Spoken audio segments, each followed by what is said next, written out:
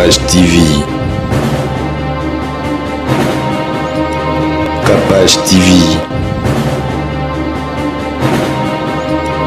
Capage TV. Swami, pour le bani, pour la base où ils ont réclamé, ils ont réclamé ma solo. To, ils ont équipé censé en tcham mouton n'y a ce bani à part Monsieur Jeko Béa où il y a bondi pour la IDPS. Tambour a porté choix et panaillé. Bon, c'est que je peux dire total à Ena, nous peut te ça chance. Total à Nenene n'est pas à Rosala. Le barapé moi na moqué pas bête à Rambunda, ba colopé, ba binara. Bon, tout le monde peut ba colopé, ba légué pe belé. Bon, ba porter na bango pelo malongate. Bon, tout à la peine à nous tu peux ça chance. Ça fait congolaise. Bon, après moi na mboka, ils ont ma bête pour n'engager personnellement. Aussi à papa Nabiso, ministre Nabiso ex de justice. Papa Moutamba. Et puis, étude, il y a Marambo Nyon sur la situation à Zanango. Il y a un politique et enseigné. Le ministre a lobby à Tikala pour pays Bambon Yambo Kate. Alors, mes côtés, le lobby boye, je crois que à niveau de la justice. Alors, ils ont un sujet vraiment, ils ont un maîtrise dans la minimité. Je crois que trop tard la justice est coquine, mais assez que je sache, Azalaki Moutoumoro a apporté mingi na gouvernement ou même te belé ba CP la ginaye, ba réforme na ya gina la justice. Makambo belé asali na mandat na ye. C'est un jeune courageux vraiment aya qui na énergie à sika. Alors même makambo tango komi ba te belé bazaki un peu affecté na makambo wana, mais comment pour na nini basali boy tout ça. Ministre Moutamba yazo que dynamiser justice pas ni makambo boy. Alors le coup la mamboza à niveau de la justice total la nene ko évoluer et d'être yeba. Mais en tout cas ça mutumo ko marqué passage na ministère wana na mwata oyo asali. OK.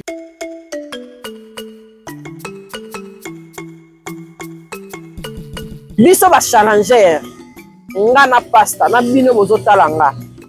Option sika eye na kombo ya kwata. Pour les entrepreneurs, au salaka, aux kati entrepreneuriat, pour faciliter biso na ba chômeur. Yom to tambola bilela le lozo mona misana na Congo te. Osana ba projet malamu mozo batena ko bandela wapi? Kwata eye, e komeloti na porta ndao. Beta kaka kwata na Google na yo. Soko beti kwata sa registre mona ka kwata bi ebini. Domaine na yo luka kokuta na kati. Si vous voulez aider, si vous avez un kwata, vous enregistrez, vous occupez vous yaka sou na batu kwata zo fu, zo futa. Soki olingi, o s'intégrer na kwata. O zo pe code promo na yo na facilité. Olingi pe, leti pasta boya ko za pe na code promo na e pasta. Nga pe kapage na ko za na code promo na nga kapage. Na zo benda ka pe batu, bazo s'intégrer na code promo na ngai. Dans un pourcentage. La capache na linga nebo na za besoin ba journaliste. Très bien. Car na kwata wa. Na kwata. Ba routine de la ba routine de babatu. Kwata ndenge za wana même na musala, même na entrepreneuriat. Oui. Ozana posa o centre. Wani Congo tozo batia. To kota na mentalité o mindele ba ina ngosika. Makasi. To longa na makamba kala. To komi na système o soko mungebe ngebenga mtuba o cheka la mega credit obengi. Kotika na système phonique te ba pesa o lettre ke kotika mtu makolo trajet mu lelo kwa commissionnaire anda ku kwata eye ememi ni makama malo ya malonga kota la kwata.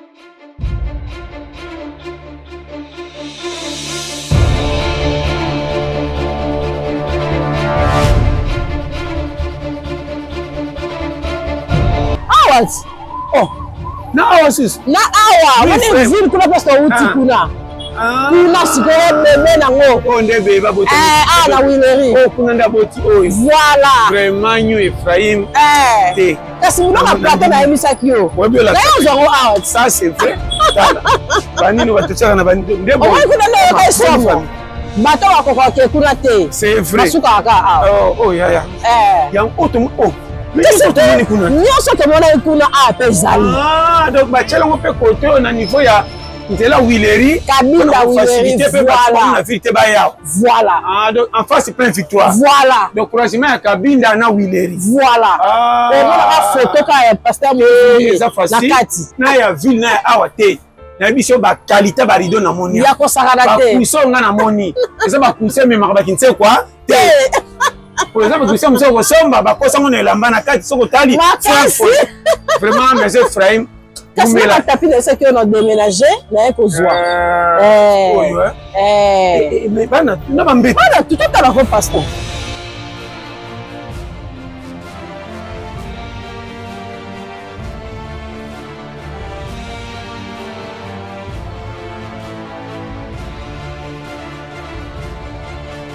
Et bah pongi monsieur boya biso le ba mbeta kala.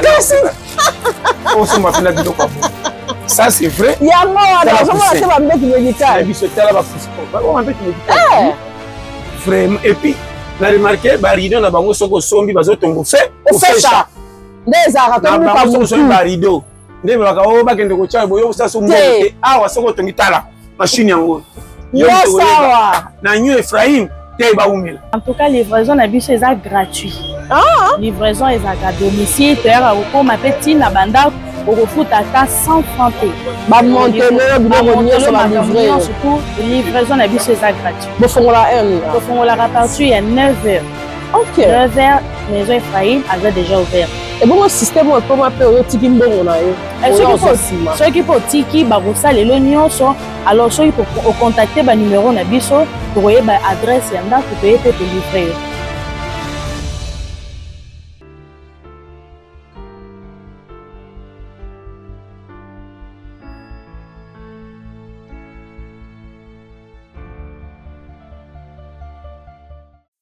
Moi, tu as sur Orlando Capache télévision partout au Bozali, Mokili Mobimba, Tony Garabino Mingi, tu peux Sarabino pe confiance. Les autres ont invité Nabiso, ou Azali pe analyste, il y a Azali na généraliste, tu bien ka bongo.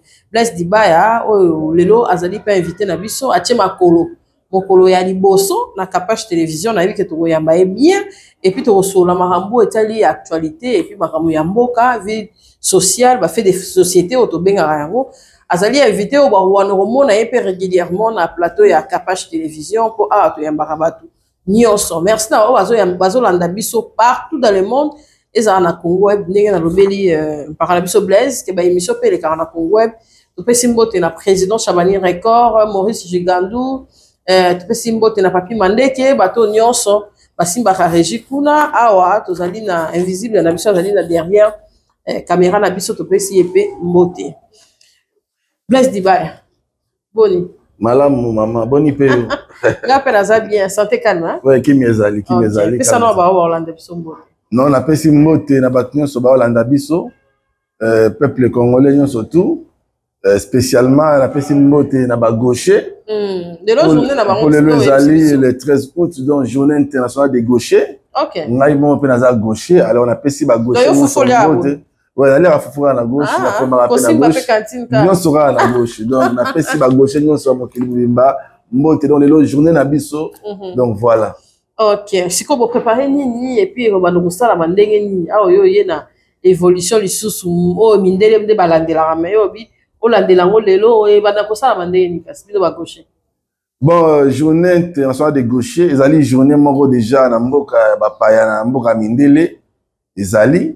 Et ça, en fait, pour la stigmatisation, la marginalisation, il y a des gauchers. Vous avez un attend, il y a kala, ceux qui m'ont toti lelo, moi na botami gaucher. Batu baboti barolinga, contraindre à changer le boko. Et na classe, on a maître. Bazo linga mo robeta moi na ba fimbu à chaque fois moi na zo comme à la gauche. Pour moi na changer le boko. Donc ba former la violence wana. Et puis, pour vous avoir des répercussions dans le comportement à moi, parce que moi, quand matière, mais comme si vous avez changé le beaucoup. C'est ça. Et parfois, vous avez un retard dans le comment. Vous avez même des fois, maman, moi, à gauche, non, les lois, il faut lier tout ça alors. Et même la religion, la biso, et stigmatiser à gaucher. Nous avons le moi infirme, le associé un peu à diable et tout ça. Alors que les gauchers, les alliés batou, le batou, bien que les minorité, parce que les représentent à peu près 10% de la population mondiale. Ouais. Alors moi même dans ma vie quotidienne, mi touka, tenant compte de la gaucheté, instrument musique par exemple, guitare, piano.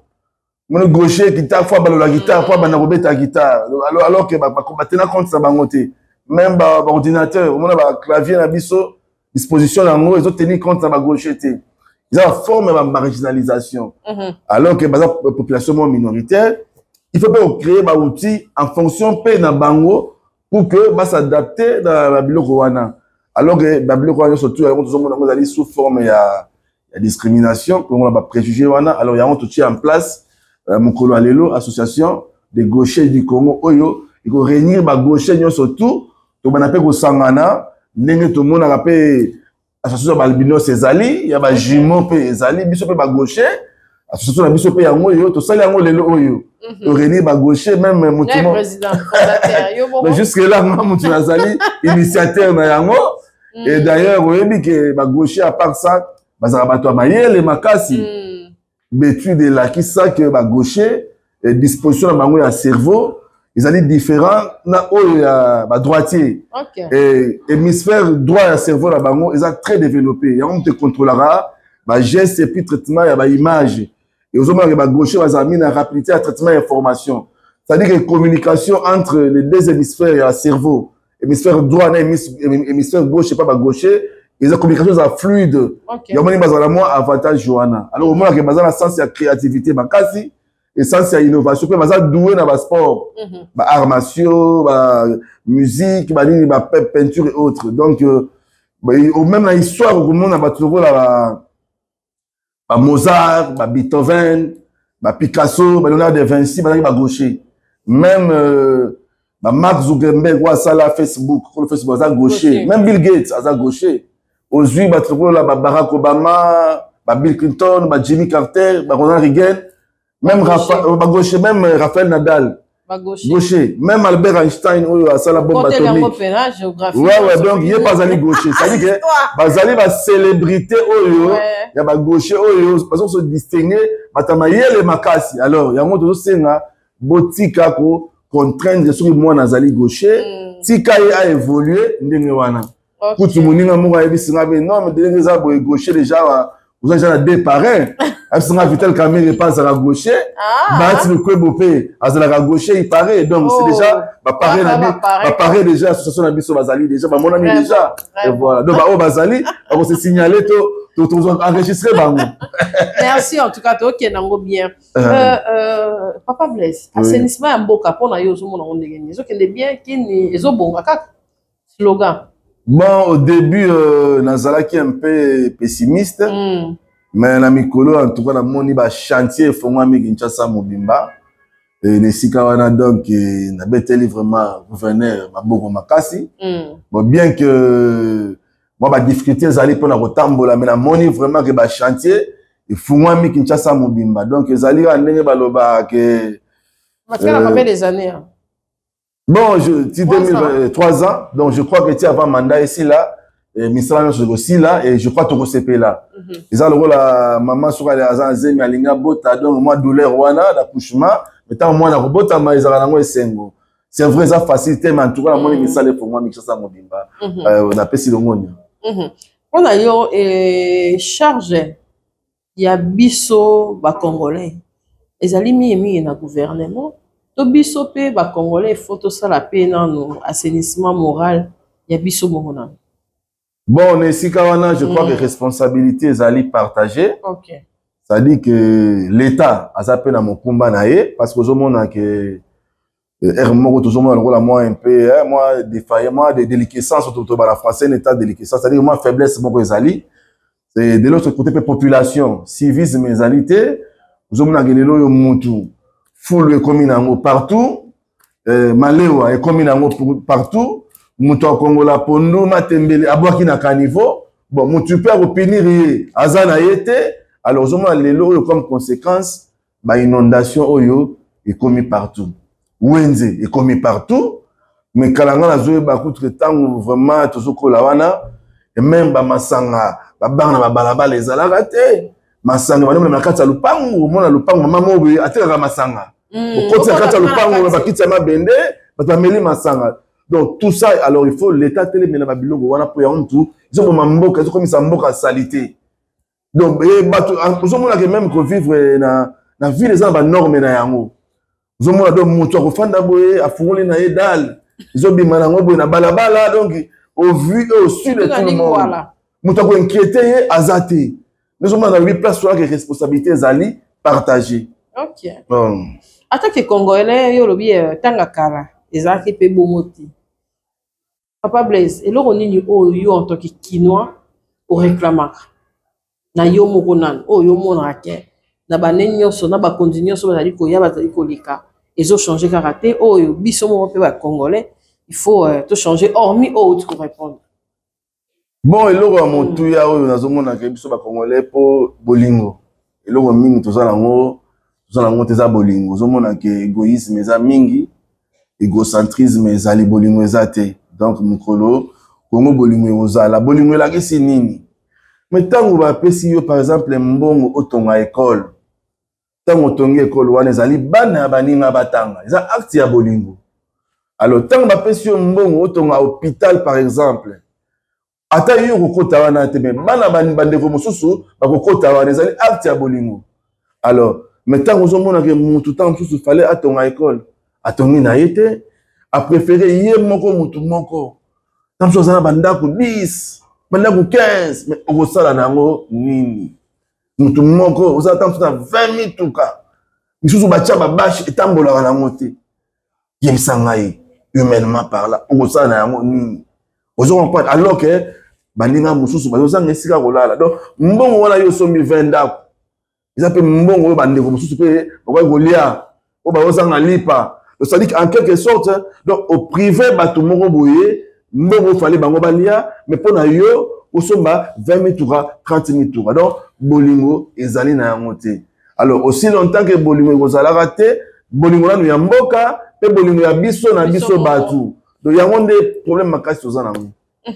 Tomoni remise et reprise pe batu ya IDPS pour l'encontre sur le terrain nyonso tout ça moi touche à tout pour le leza inauguration na yo na Capage télévision balobi il fallait Jekobea pas fatio décevoir biso jeune citoyen congolais jeune au batieli biso ministre parce que balobi awa comme pe na système andule soko chrétien moi mupaya tout monde qui mamé mi donc voilà fasté chrétien qui pena papa na biso Raïs express après moi n'a pas yaki chaki pe moi bar le colo ali to moni mbala moko subitement na gouvernement swami pour le nini pour la base où ils ont réclamé ma solo to bazaki pe censé en tcha muto nyonso balingi à part monsieur Jekobea o ya bundi pour la IDPS.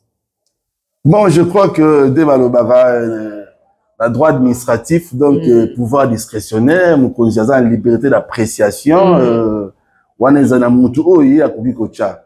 Alors na sujet wana nazoye baté bon ngai personnellement nazana nga déranger té bon na évité bato baza déranger calcul na bango ezaki ndenge nini bon oui natala raye bon na moni choix mokonzi mboka apporter choix epanaye bon c'est que je peux dire peut total aina no peut to pesa chance total ndenge nini pe akosala balobaka pe moi na moke pa betaka mbunda bakolo pe babinaka bon to moni pe bakolo pe balegi pe belé bon ba porter na bango pe loka malonga te bon tout à la peine nous to pesa chance aza pe congolaise bon ape mwana mboka eza mabete pour ngai personnellement bon papa na biso muzitu bat ba réclamer pe balobi na papa muzitu mutakala azongeli nini bon même muzitu pas à congolais eza mboka na ye soki en plus c'est un homme azana expertise na ye approuva yango bon soki lelo yo bakonzi ya mboka monique non bacha papa muzitu azonga soa na budget ameka ko simba budget ya mboka bon na moni mabete je crois que soki akosala musala pour que mboka ekende liboso mboka ekende de l'avant na banzi on ne peut que l'appuyer on ne peut que le soutenir. Merci vraiment Blaise Tozo Kende vraiment très très bien par rapport à procès à papa Nabiso ministre Nabiso ex de justice papa Mutamba et puis étude il y a marambo nyonso yo tikoleka tina situation wazana ngo yo moko eloko nyo et c'est politique et enseigner. Bon, pour Nangaï, namoni peut-être parce que les Kambangona nous Dès que tozolanda ngo na média awa ministre alobi atikala ko yiba mbongo ya mboka te. Alors mais côté balobi boye pourquoi makambo ezali na niveau ya justice. Alors ils ont sujet moko vraiment aux amozindo nga pe naza maîtrise nango mingi te. Je crois que total la ndenge justice est kokende mais à ce que je sache azalaki mutu moko aye oyo apporter mingi na gouvernement oyo même ba te belé ba sepelaki na ye ba réforme na ye yaki nango na justice makambo belé asali na mandat na ye ba c'est un jeune courageux vraiment ayaki na énergie à sika. Alors même makambo tango komi ba te belé bazaki un peu affecté na makambo wana mais comment pour na nini basali boy tout ça ministre Mutamba yazo dynamiser justice pas ni makambo boy. Alors le coup la mambo na niveau à justice total la ndenge nini ko évoluer et d'être oyeba. Mais en tout cas ça mutu moko a marqué passage na ye na ministère wana na mwata oyo asali. OK. So que ça na likambo ya moi koloba o ezali ya malamu pona ye loko nini oretenaki. Le passage na ye na justice. Non na moni d'abord la réforme ya kinango pour na justice ndenge ye moko bato belé oyo babotolaki bango mapango banini azongisaki bango tout ça ba procès belé ye mon pas bandaki ko assister pour que bato bazala bazonga na ba droit na bango en tout cas makambo yo vraiment na niveau ya justice na moni kendaki bien bato pe ba sepelaki na yango même en tout cas ba Congo bato belé ba sepelaki na yango. Ozala na couleur politique mon songolo pakala non naza politique naza beaucoup plus homme de sciences naza plus chercheur en relations internationales donc naza beaucoup plus banalisme nazali na couleur politique juste la preuve du contraire oboyela ngo point bon non je crois que au moment venu na kotala parti politique nini oyo na koyi kocha mutu mais pour l'instant naza apolitique. Même et puis pour que tu cheminer, tu contribuer à développement en Mboka. OK. Mais en tant que vous avez banda nango, et là on est au monde à Karaba, groupe politique na biso ya Kinshasa. Bon, problème c'est que groupe politique na biso mingi changer forme nango parce que parti politique les alliés association oyo ils ont sangisa batu pour conquérir le pouvoir. Alors, parti politique, il faut contribuer à la sensibilisation, à la formation des militants. C'est-à-dire qu'il faut des militants, pour sélectionner des militants, pour former des valeurs civiques, des valeurs yamboka. Et en plus, parti politique, il propose des candidats.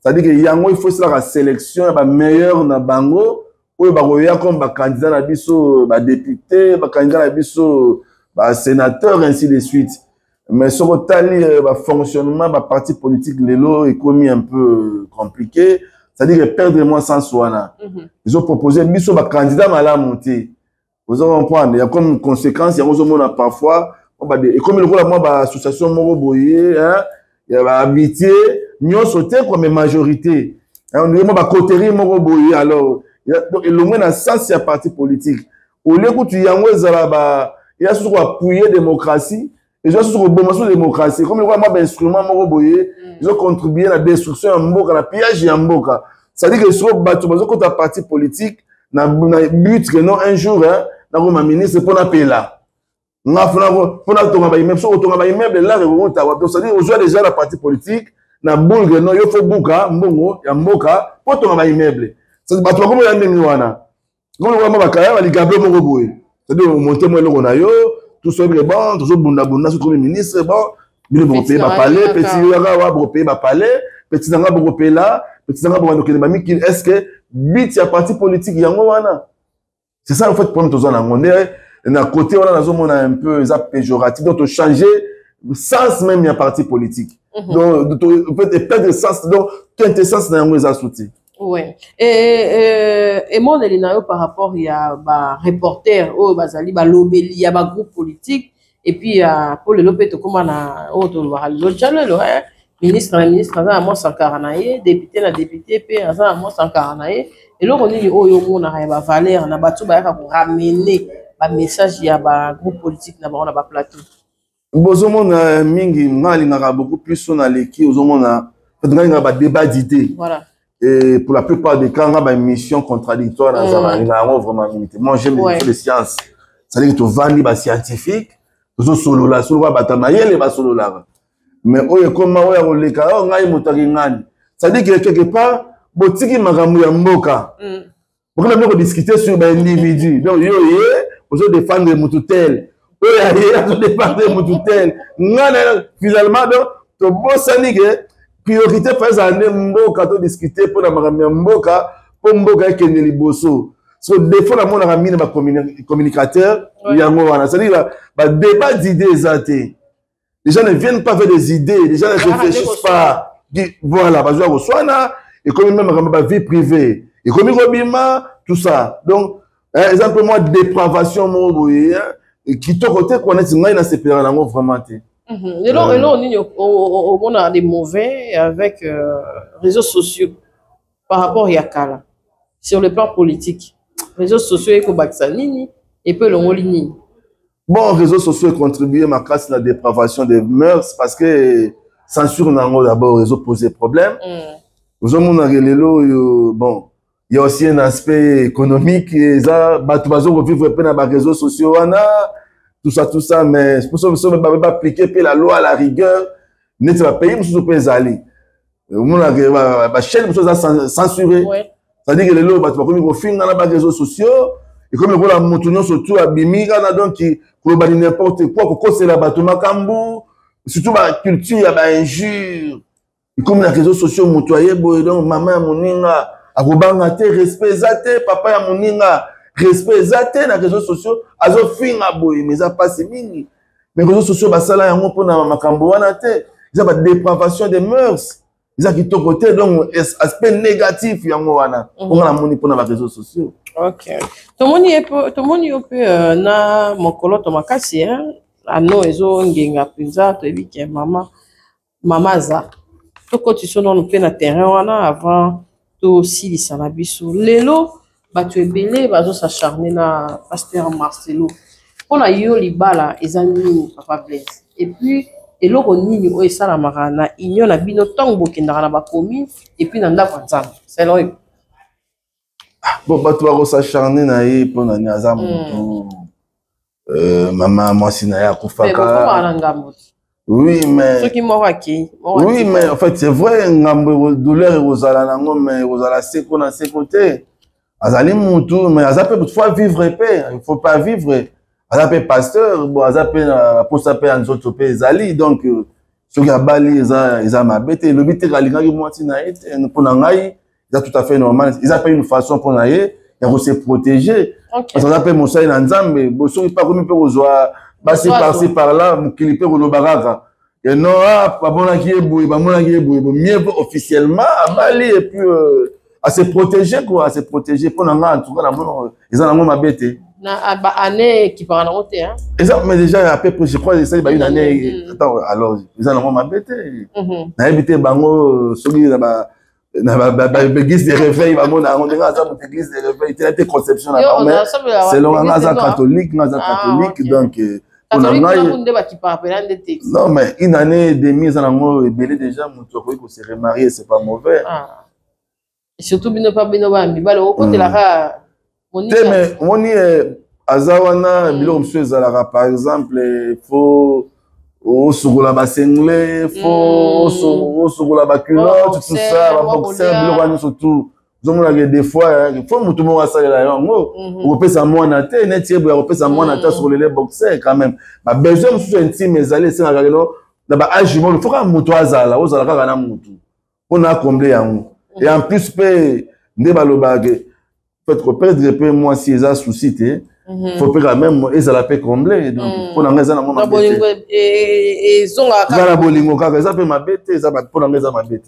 ok. Merci en tout cas, de Koblaise. Donc, comme on a vu sur Okende Souka, et là, on y a ça va, on y a sur Bisso, et puis, en tant que jeune gaucher, ou à salle d'association, il y a Makasi, de retenir ni. Oui, en tout cas, nous avons lancé appel dans l'association Nabiso.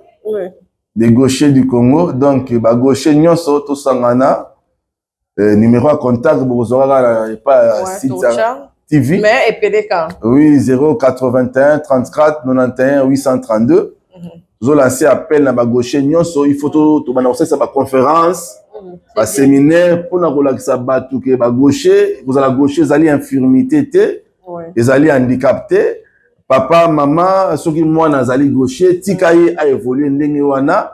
Donc tu peux expliquer nos avantages au gauche bazana. Donc vous tir pour violenter bana pour que vous changer moi dans le beau qu'on a makas pour stigmatiser bangote. Donc c'est un peu ça. Alors tous les gauchers, vous êtes au sangana awa. Et na mikolezo ya to sala pe ya to sala biso ya kafu les a fierté dans les loza mkola biso la journée internationale des gauchers, c'est une fierté dont nous célébrons cette journée en fait. Vraiment. Merci Ndeko Blaise dans le canal plateau na biso ya Capage télévision et puis merci na ba balandi biso normalement vous va nous rejoindre na ba analyse ou les analyses scientifiques et puis ba actualité nyonso to bando benga bato nyonso pe ba bazara disponible pour la Capage télévision. Salutations exactes mabanga. Non, on appelle si Bambote Belé na parent nanga papa Diba Jacob, maman Elisabeth, na bandeko nanga femme nanga mère Pam, c'est la préférée du chef. Bana nanga Ephraim Marie-Lise Orlan, Bambote Belé donc baninga nanga Guy Bochard Balai donc Bambote Belé Jessie Diam Cordon, Bambote Belé Sigoza. Donc, nous tous, surtout, petit frère propre, Francis Dibaya, Bambo Tebele, Sirazali. Vraiment. En tout cas, merci. Nous allons aller prochainement dans le numéro 6K. Bye. Capage TV. Capage TV.